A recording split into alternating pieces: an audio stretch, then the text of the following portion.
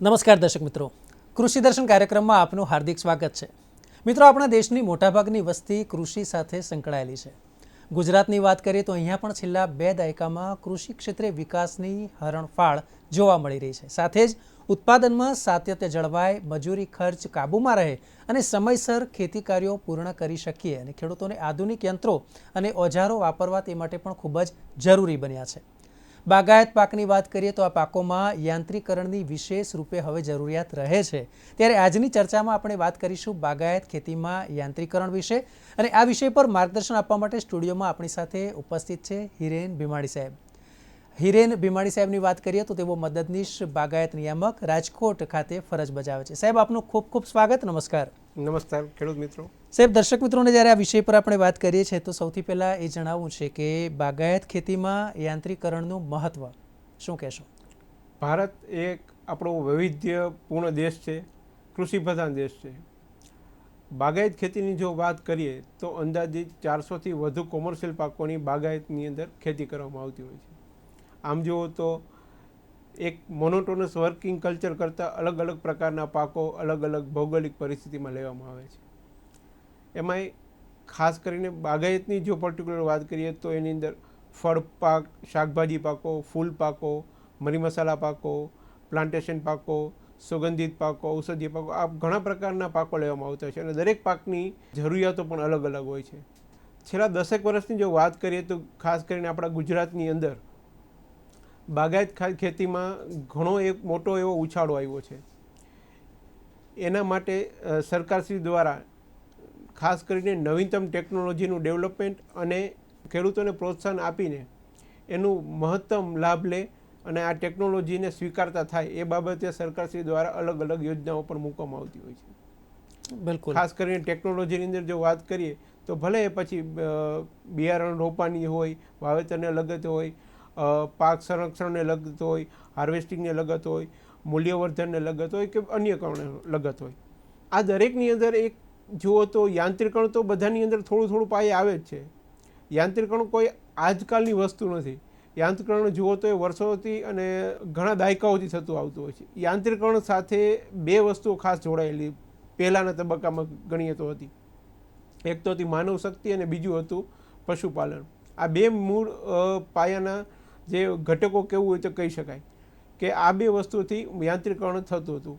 પણ આજના પરિસ્થિતિ પ્રમાણે જે જોઈએ તો દિવસે દિવસે હવે આની અંદર માનવ શક્તિ ઓછી થતી જાય છે. પ્લસ જેને કહેવાય કે લેબર કોસ્ટ આજે બાગાયત ખેતીમાં વધતી જાય છે દિવસે દિવસે.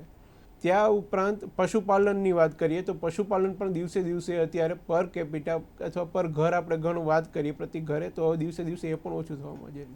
તો આ પ્રકારે હવે ખાસ કરીને યાંત્રિકરણ ઉપર જો આપણે ફરજિયાતપણે ફોકસ કરવું પડે એમ છે.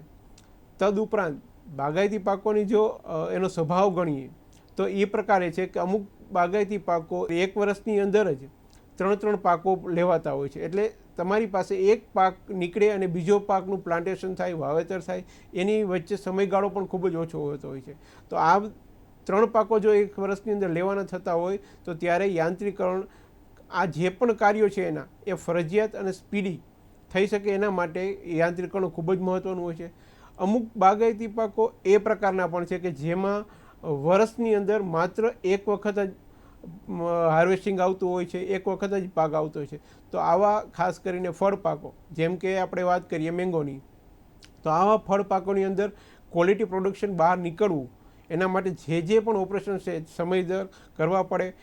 તેમજ એકસાથે જો પાક બહાર નીકળતો હોય, હાર્વેસ્ટિંગ થતો હોય તો તેમાં પણ એકસાથે જથ્થામાં કામ કરવા માટે પણ યાંત્રિકરણ ખૂબ જ જરૂરી હોય છે. આમ આજના દોરમાં હવે જોઈએ તો હવે એક સમય એવો આવી ગયો છે કે યાંત્રિકરણ વગર હવે બાગાયત ખેતી થશે કે કેમ એ વસ્તુ પર આપણે હવે વિચારવું ફરજિયાત થઈ ગયું છે.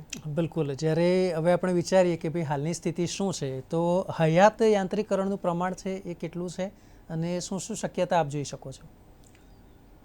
હયાત બાગાયતી યાંત્રિકરણ આમ જુઓ તો આપણે એ રીતે વાત કરવી જોઈએ કે હકીકતે આપણે ડોમેસ્ટિક માર્કેટને કોન્સન્ટ્રેટ કરીએ, સ્વદેશી માર્કેટ, કે આપણે આંતરરાષ્ટ્રીય માર્કેટની અંદર આપણે ખેત પેદાશો બહાર લઈ જવાની હોય તો કાયમી 2 વસ્તુઓ આપણે ધ્યાનમાં રાખતા હોઈએ છીએ. એક હોય છે ક્વોલિટી અને બીજું હોય છે ક્વોન્ટિટી એટલે કે જથ્થો. ક્વોન્ટિટીની જો વાત કરીએ તો હમણાં જ એક તાજેતરનું ઉદાહરણ છે જે અત્યારે ટમેટાની સમસ્યાઓ ઘણી બજારની અંદર પ્રવર્તમાન થતી હોય છે, ખાસ કરીને જથ્થાના હિસાબે આવું થતું હોય છે. તો એવા પ્રકારે આપણે જો કોઈ પણ આજે ખેત પેદાશનું અથવા બાગાયતી ખેત પેદાશનું આપણે જો સમયસર અને ક્રોપ ઇવોલ્યુશન કર્યા પછી જો આપણે વાવેતર કરીએ તો આ પ્રકારની સમસ્યાઓ ઓછી સર્જાતી હોય. એટલે ફર્સ્ટ જે આપણે ચેપ્ટર છે એ વસ્તુ કોન્સન્ટ્રેશન ધ્યાન રાખવાની છે એ છે ક્વોન્ટિટી. બીજી વસ્તુ મેં હમણાં જ વાત કરી એ પ્રમાણે મેંગો અને અન્ય પાકોની અંદર એ આપણે ધ્યાન રાખવાની થાય છે ક્વોલિટી, જેની અંદર માત્ર આપણે વાવેતર નહીં પણ પાકનું આપણે સંવર્ધન સારી રીતે કરવાનું છે. આ ઉપરાંત એને હાર્વેસ્ટિંગ એટલે પ્રોપર એનું હાર્વેસ્ટિંગ થાય, પેકેજિંગ થાય અને માર્કેટ સુધી જ્યાં સુધી પહોંચે ત્યાં સુધી ક્વોલિટીના સંદર્ભમાં આપણી પ્રોડક્ટ પ્રોપર વેમાં પહોંચે, કન્ઝ્યુમરને ગમે એ રીતે અને સારા ભાવો આપણને ખેડૂતને મળી શકે એ પ્રમાણે ખાસ વસ્તુ આપણે આ ધ્યાન રાખવાની છે. બિલકુલ. જો આની અંદર વધુમાં વાત કરીએ તો યાંત્રિકરણની અત્યારે અંદાજિત આપણે ગણી શકીએ કે ભાઈ પર હેક્ટર રિક્વાયરમેન્ટ શું ગણી શકાય, તો એ અંદાજિત આપણે ગણી શકીએ કે પર હેક્ટર અત્યારે 2.5 કિલોવોટની આપણે છે અને આવનારા દિવસોમાં 2030 સુધીમાં જો વિઝન કરવું હોય તો ક્યાં સુધી પહોંચી શકે તો 4.5 કિલોવોટ પર હેક્ટર સુધી પણ જરૂરિયાત રહેવાની છે. આ માટે ગવર્મેન્ટ માત્ર ફ્યુઅલ ઉપર આધારિત નહીં પણ ઇલેક્ટ્રિસિટી ઉપર પણ આધારિત છે અને એના માટે દિવસે ને દિવસે હવે સોલાર એ પણ એક મોટો એનર્જી સોર્સ ખેતી માટે ઉદ્ભવી રહ્યો છે. બિલકુલ. તો દર્શક મિત્રો, કૃષિ દર્શનમાં આપણે વિશેષ ચર્ચાની જો વાત કરીએ તો બાગાયત ખેતી અને તેમાં પણ યાંત્રિકરણનું શું મહત્વ છે તે આપણે સમજી રહ્યા છીએ. હાલ સમય છે એક બ્રેકનો.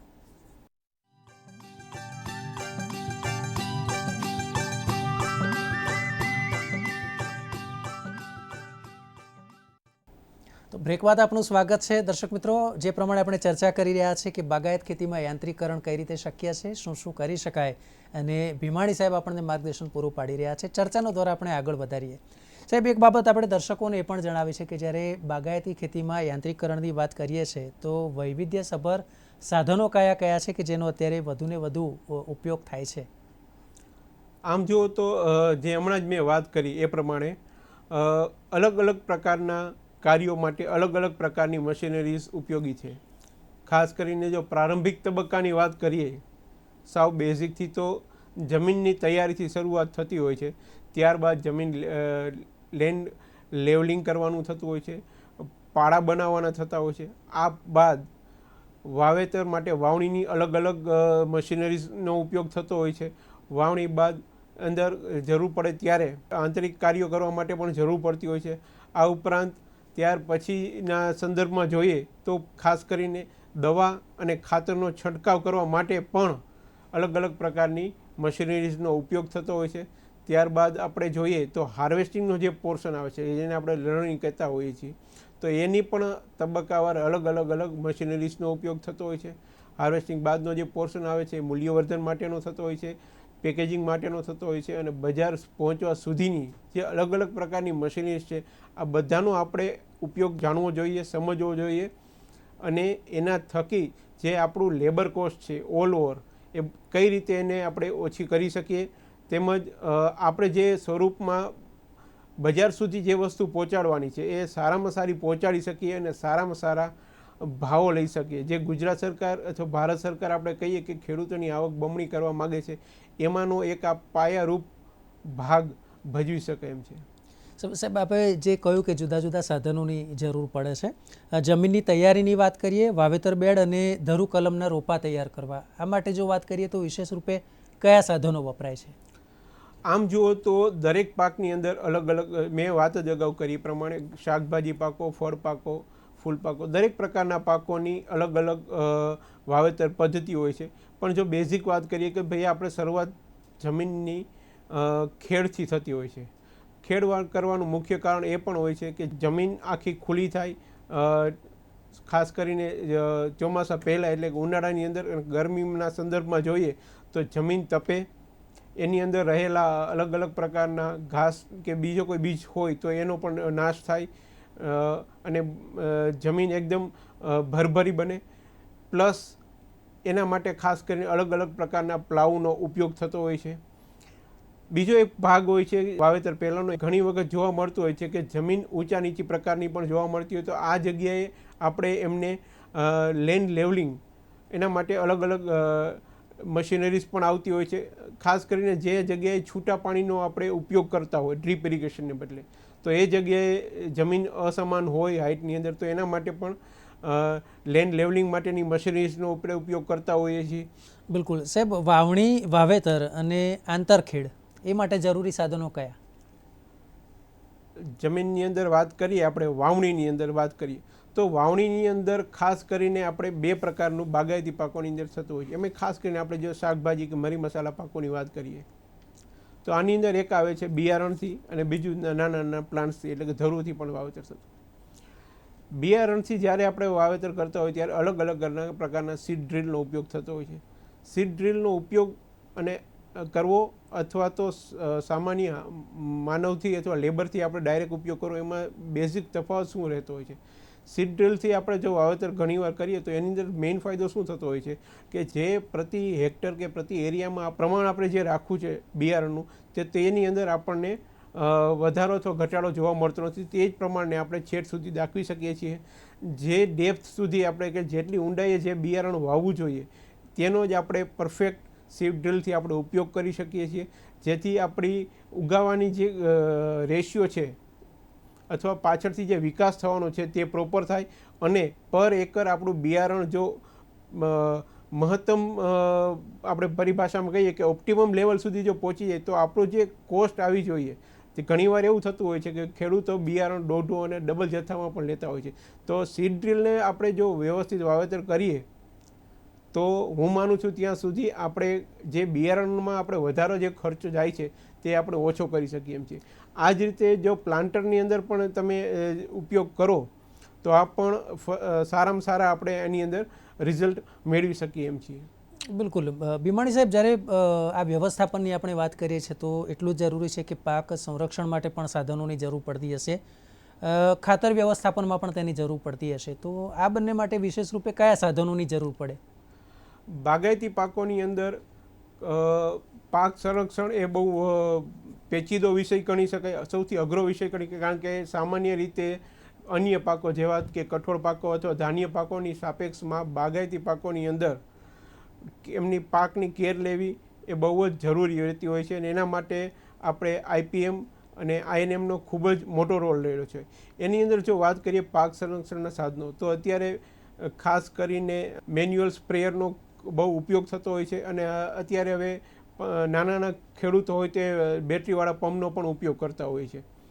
આનાથી જો એક સ્ટેપ આપણે આગળ જઈએ તો ખાસ કરીને મોટા બગીચાઓ છે અથવા મોટી જમીનોની અંદર મોટા વાવેતર હોય તો એ જગ્યાએ પહોંચી વળવા માટે ટ્રેક્ટર માઉન્ટેડ ઓપરેટેડ સ્પ્રેયરનો પણ ઉપયોગ થતો હોય છે, જેનાથી ફાયદો એ થતો હોય છે કે બહોળા જથ્થાની અંદર અને ખાસ મોટા જથ્થા વિસ્તારમાં આપણે જો સ્પ્રે કરવો થતો હોય તો એ ટ્રેક્ટર માઉન્ટેડ સ્પ્રેયરની મદદથી આપણે કરી શકીએ છીએ. આમાં પણ હજી એક સ્ટેપ આગળ આવે છે, એ છે ઇલેક્ટ્રોસ્ટેટિક સ્પ્રેયરનું. આમાં એક એડવાન્સ સ્ટેપ એ આવતો હોય છે કે જ્યારે સ્પ્રે થતો હોય છે ત્યારે એની સાથે ચાર્જનું એટલે કે ઇલેક્ટ્રોનિક વહન થતું હોય છે, જેને હિસાબે જે જગ્યાએ જે તે સ્પ્રે અથવા દવાનું જ્યાં છોડ અથવા પાન ઉપર પહોંચે છે ત્યારે પૂરેપૂરું એનું વહન થાય અને વધુમાં વધુ સપાટી ઉપર એક કેન્દ્રિત કરીને એ દવાનું શોષણ થતું હોય છે. બિલકુલ. તો દર્શક મિત્રો, બાગાયત ખેતીમાં યાંત્રિકરણનું મહત્વ વિષય પર આપણી ચર્ચા આગળ પણ જારી રહેશે. હાલ સમય છે એક બ્રેકનો.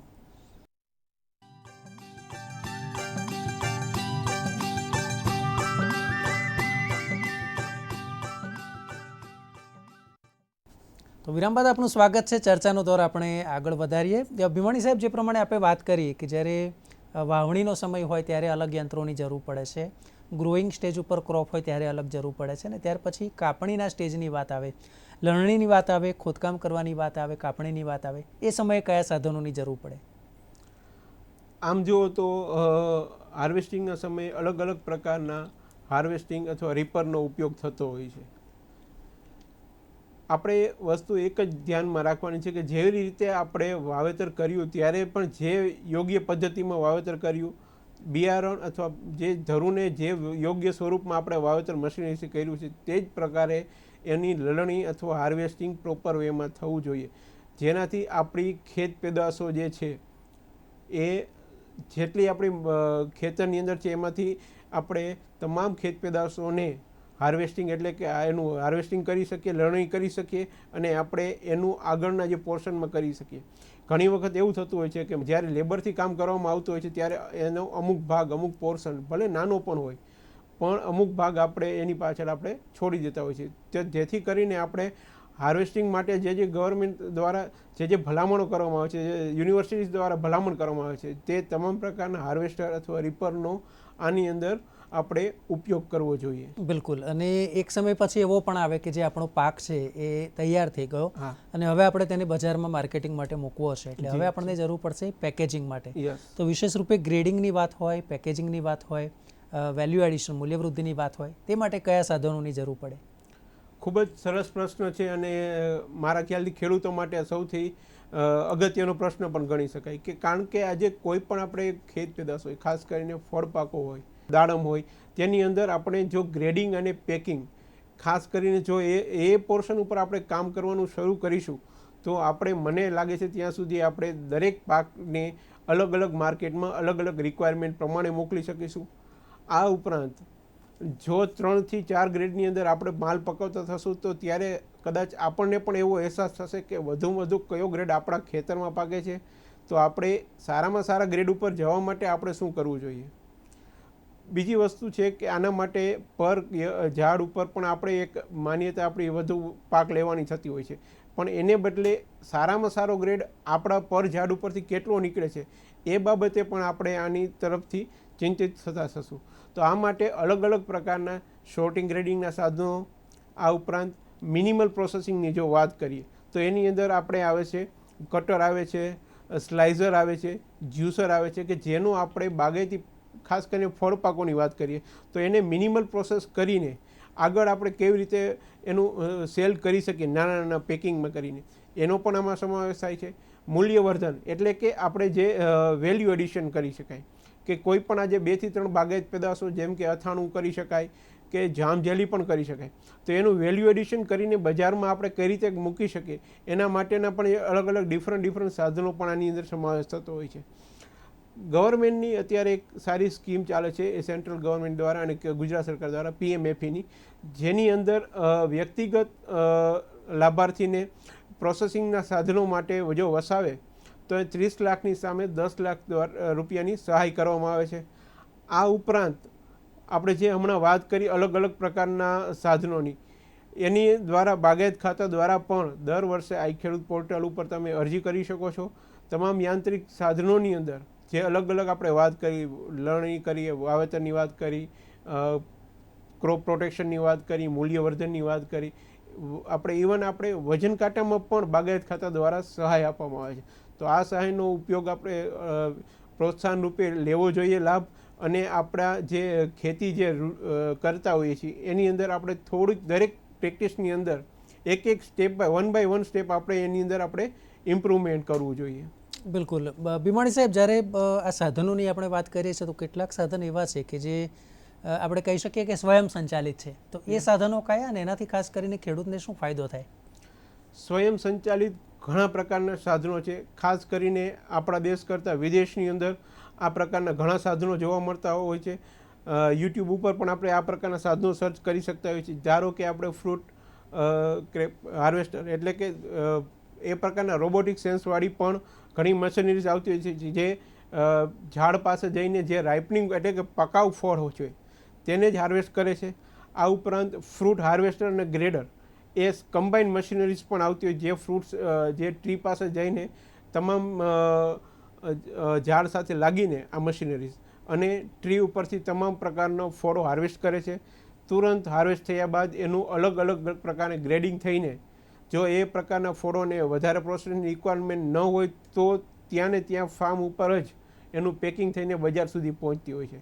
તો આ પ્રકારના કન્સેપ્ટ ઉપર આપણે જવાની ખાસ જરૂર છે કે બધા પ્રકારની જે જરૂરિયાતો છે એની અંદર ગ્રેડિંગ, પેકિંગ અને તમામ જે વસ્તુઓ છે એનો આપણે સમાવેશ કરીને વધુમાં વધુ સેલ્ફ પ્રોપેલ એટલે કે સ્વયં સંચાલિત મશીનરીનો આપણે ઉપયોગ કરતા થઈએ. બિલકુલ સાહેબ, એક આજના સમયમાં જે ખૂબ જ પ્રચલિત છે અને હવે તો વિશેષ રૂપે સરકાર પણ તેના પર ધ્યાન આપે છે, અને તે વાત કરીએ તો એક છે ડ્રોન ટેકનોલોજી અને એવી જ રીતે આર્ટિફિશિયલ ઇન્ટેલિજન્સ. એની થોડી વાત કરશો. ડ્રોન ટેકનોલોજી અત્યારે ખાસ કરીને કેન્દ્ર સરકાર દ્વારા બહુ ખેડૂતોને વધારેમાં વધારે આ ટેકનોલોજીનો લાભ લેવા માટે પ્રેરિત કરવામાં આવે છે. આ ટેકનોલોજી આમ જોઈએ તો ડ્રોનનો ઉપયોગ ખાસ કરીને આપણે જંતુનાશક દવાઓ છંટકાવ કરવામાં આવે છે, પરંતુ જો ખેડૂતને એક નાના ખેડૂત અથવા ખેડૂતના ગ્રુપની વાત કરીએ તો દરેક વ્યક્તિ આ ડ્રોન લઈ શકે નહીં, જેથી કરીને એને ભાડે સ્પ્રે કરવા માટે ગવર્મેન્ટ દ્વારા સહાય કરવામાં આવે છે. ડ્રોન ટેકનોલોજીથી ખાસ કરીને એક વધારે વિશાળ એરિયા કવર કરવાનો થતો હોય તો એની અંદર ખાસ કરીને, અને એમાં જે ક્લસ્ટર બેઝ આપણે વાત કરીએ, જો એ ક્લસ્ટરમાં કે અમુક એરિયાની અંદર અથવા ખેડૂત ગ્રુપની અંદર જો સરખું વાવેતર કરતા હોય એક સમાન, તો તેને નાના નાના પાક સંરક્ષણના સાધનો વસાવવાના બદલે ડ્રોન ટેકનોલોજીની મદદથી એક સમાન દરેક ખેતર ઉપર એક જ જંતુનાશક દવાનો કે બાયો દવાનો ઉપયોગ કરીને છંટકાવ થઈ શકે, એના પ્રયત્નો થઈ શકતા હોય છે. બિલકુલ. એટલે દર્શક મિત્રો, જે પ્રમાણે આપણે વાત કરી, વિશેષ રૂપે હવે યાંત્રિકરણ છે તેમાં પણ એ શક્યતા છે કે વધુને વધુ ટેકનોલોજીનો ઉપયોગ થાય. આધુનિક મશીનરીઝનો જો ખેડૂત ઉપયોગ કરે તો સારામાં સારું ઉત્પાદન પ્રાપ્ત કરી શકે છે. તો HT ભીમાણી સાહેબ, આપ સ્ટુડિયોમાં પધાર્યા, દર્શક મિત્રોને જે આ વિષય પર આપે માર્ગદર્શન પૂરું પાડ્યું તે બદલ આપનો ખૂબ ખૂબ આભાર. આભાર ખેડૂત મિત્રો. તો દર્શક મિત્રો, મને આશા છે કે આજનો આ કાર્યક્રમ આપને પણ ખૂબ જ જાણકારી અને રસપ્રદ રહ્યો હશે. વિશેષ બાબત એ છે કે જ્યારે આ વધારે ને વધારે ઉત્પાદન માટે જ્યારે સરકારશ્રી પ્રયત્ન કરે છે, ત્યારે ખેડૂતો પણ આ બાબતે ચોક્કસ વિચારશે અને વધુ આધુનિક જે મશીનરી છે તેનો ખેતીમાં પણ ઉપયોગ કરશે અને દેશને એક ઉન્નત સ્થાન અપાવશે. અત્યારે બસ આટલું જ. મને આપશો રજા. નમસ્કાર.